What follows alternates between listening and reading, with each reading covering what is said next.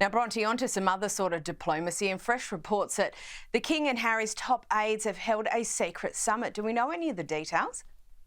Yeah, this is very interesting. Of course, we've talked so much about whether a reconciliation will be possible over the many, many years this rift has been going on. But there are actually now photos of Prince Harry's new chief communications officer, who is US based, meeting with the King's chief communications secretary and also one of the Sussex's UK based PR officers. So these three met together. The word on the street over here is it was a very casual drink setting. It was at a private members club, just a stone's throw from Clarence House, which is, of course, the King's London residence.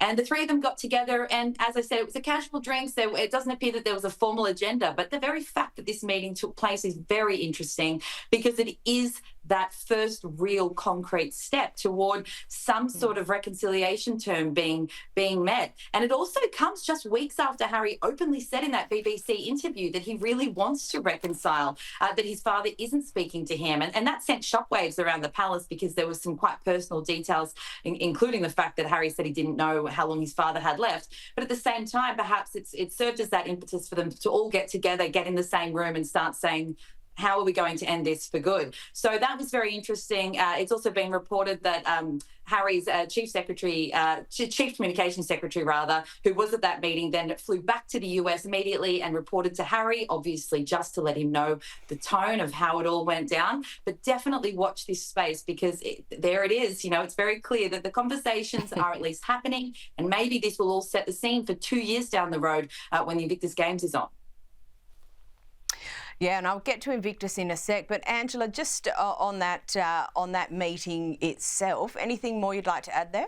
Oh, look, I think it's intriguing, as Bronte has said, because those players, Tobin Andre, who is the communications secretary for the King Charles and Camilla, he was a former Mail on Sunday executive. I worked for him for the period. Now, the fact that this has been seen, there's photographs of these people meeting, it speaks volumes about how they wanted to see it. I can't believe that it was leaked to the Mail on Sunday. wouldn't go so far as saying that, but there is someone there that wants to drive home the message that they are now looking at talking. Now, as an opinion writer, I wrote a piece 2 Sundays ago, as it was revealed in the UK that King Charles's funeral plans were being updated, which gives the suggestion that he is now living with cancer rather than likely to be cured from it.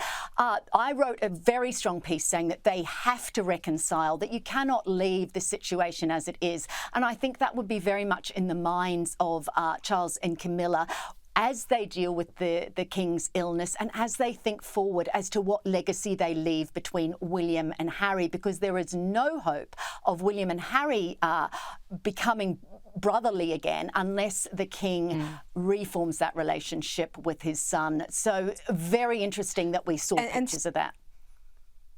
Yeah, and still with you, Angela, and Bronte mentioned it just a second ago. Further comments this week about the royal family being very welcome at the Invictus Games next year. Obviously, it is in the UK. Is this all part of this attempt to all head in the same direction?